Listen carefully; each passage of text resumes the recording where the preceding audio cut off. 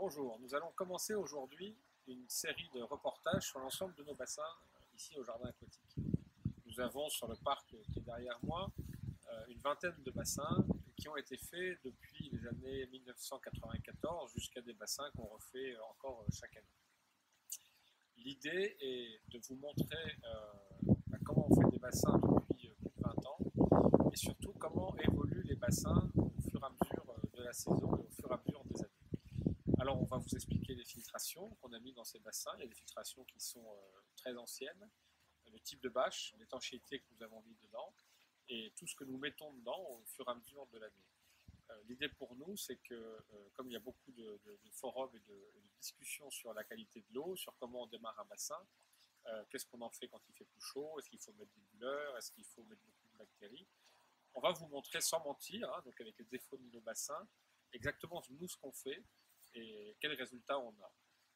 Et comme ça, eh bien, chacun pourra poser des questions et prendre un peu exemple dessus pour soi-même avoir une idée pour son propre bassin.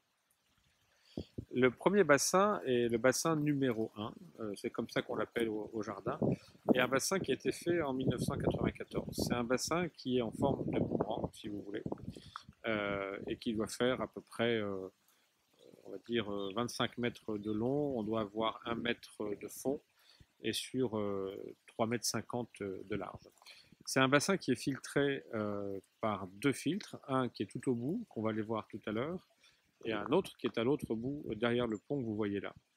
Nous avons en plus un lagunage de pouzzolane derrière le pont, et un autre lagunage de pouzzolane qui est ici. Dans ce bassin vivent paisiblement une dizaine de coilles de différents volumes que vous voyez à l'image. Alors, comme vous le voyez, le lagunage qui fait l'angle du bassin, donc là on est au mois de mars, il fait froid, ce matin ça a gelé, regorge un peu d'algues filamenteuses qui sont restées là tout l'hiver et qu'on n'a pas encore pris le soin d'enlever, puisque la saison n'a pas vraiment débuté pour le bassin, donc on fera ça légèrement plus tard. L'un des problèmes de ce bassin est sa forme, donc en forme de boomerang, qui fait que la circulation de l'eau est très difficile, parce qu'on a un angle ici, et on doit repartir ensuite là-bas au bout. Alors pour essayer de contrer ce problème, on a installé à l'angle ici une petite pompe qui envoie pas beaucoup, hein, c'est une 4500 litres par heure, et qui essaie d'envoyer l'eau le plus possible vers le bout du bassin. Au niveau de la bâche, on a une bâche que vous pouvez voir à travers l'eau là, qui est une bâche en PVC, une bâche en PVC 8 mm qui a été, enfin 0,8 mm, qui a été posée en 1995. C'est une bâche qui subit largement les assauts du temps. Et c'est une bâche sur laquelle nous intervenons régulièrement pour mettre des rustines. Parce qu'avec le gel, le dégel, les coups de soleil l'été, on met à peu près 18 rustines par an pour éviter que l'eau s'enfuit trop du bassin. Donc, au fond du bassin, vous voyez qu'on est au mois de mars, on a essayé d'enlever le maximum de végétation, mais il y a encore des feuilles de cet automne qui sont là, qu'on va enlever. C'est lié au paysage qui est autour du bassin, notamment ici à ce boulot, qui nous donne beaucoup de feuilles mortes et en saison et surtout à l'automne. Le bassin prend quelques lagunages, donc vous avez un joli lagunage ici avec des plantes aquatiques autour qui n'ont pas encore démarré. Et le bassin commence réellement au niveau de son arrivée d'eau, qui est ici, avec un autre petit lagunage où vous avez des iris d'eau qui sont là. Alors on se retrouve au bout du bassin, où vous avez vu qu'on a mis des pompes à air pour laisser une aération tout le temps, à la fois pour les coilles et aussi pour quand la surface gèle, pour éviter que ça gèle à ce niveau-là. Et si on passe en dessous de notre petit pont, on voit que l'eau arrive ici à travers des pierres, et dans ces pierres, on a des drains, un tuyau percé, qui font arriver l'eau en dessous de cette pouzzolane, hein, la pierre de lave. Et de cette pouzzolane, ça repart par des drains sur ce petit bac où on a une pompe qui est de 15 000 litres par heure, qui va renvoyer l'eau depuis ce bassin jusqu'à l'origine du bassin, qui est là-bas de l'autre côté. pour faire une circulation. On a rajouté, pour avoir une filtration biologique un peu plus performante, une pompe une pompe pareille de 12 ml/h qui est sous le pont et qui va vers une filtration authentique des années 90, qui est une filtration en plastique avec à l'intérieur des masses filtrantes de type pouzzolane et de type zéolite.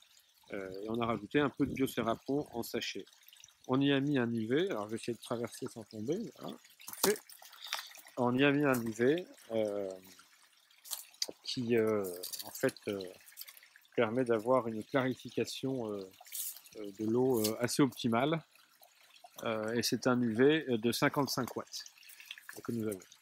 Et donc certains de chez vous ont ce type de filtre que nous n'avons pas acheté parce qu'en fait ça fait toujours de la biologie à l'intérieur à travers la pouzzolane et puis la zéolite, et ça continue à être recraché là. Donc une fois que c'est là, ça repasse à travers la pouzzolane, et de la pouzzolane ça arrive dans notre petit enclos ici où la pompe va renvoyer pour faire la circulation de l'autre côté de notre bassin. Alors la végétation est assez dense autour du bassin, ce qui fait beaucoup de déchets végétaux tout au long de l'année, et naturellement beaucoup plus au niveau de l'automne.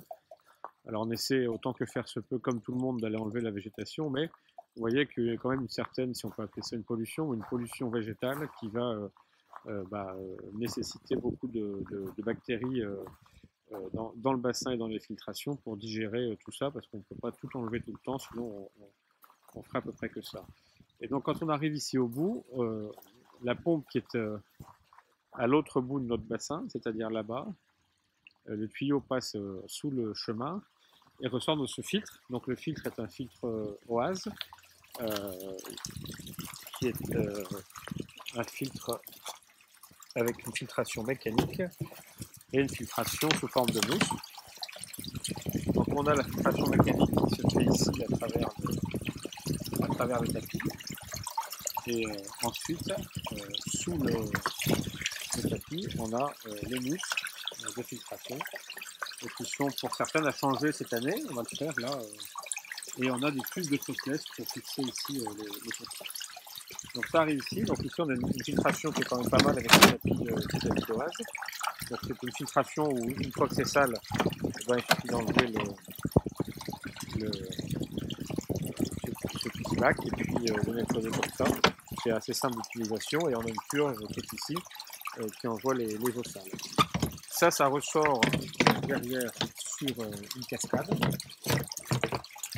et la cascade va ici, pour légèrement faire de l'oxygénation, retourner dans le bassin, et puis après refaire sa vie le long du bassin. Voilà pour ce bassin numéro 1, le premier de notre série. Pour l'instant, alors que nous sommes bientôt fin mars, donc l'eau est à 4 ou 5 degrés, la température extérieure est pas plus chaude. Nous n'avons rien mis dedans du tout, donc pas de bactéries, pas du tout naturellement ni de biobooster, ni de produits anti-vase. On l'a laissé pour l'instant tel quel, il est en sortie d'hiver, on n'a pas fait de changement d'eau non plus. Et on attend que les beaux jours reviennent, que l'eau monte un peu en température pour commencer à traiter. Vous voyez que les coils sont quand même bien rangées au fond, elles ne bougent pas beaucoup. Ce matin, elles étaient immobiles, parce que cette température, c'est un peu compliqué. Et on a deux nénuphars qui sont au fond, qui sont pour l'instant pas du tout en reprise, hein. Et on n'a toujours pas non plus renlevé les nénuphars pour les rempoter un peu, puis mettre un peu d'engrais pour avoir une belle fleur en saison. Si vous avez des questions sur ce bassin, sur les contraintes que nous pouvons avoir, sur ce que nous allons faire, ou si vous-même vous avez un bassin similaire et que vous avez des problèmes d'algues filamenteuses ou des problèmes de biologie, eh bien n'hésitez pas à nous poser des questions sur cette page, et nous y répondrons. À très bientôt.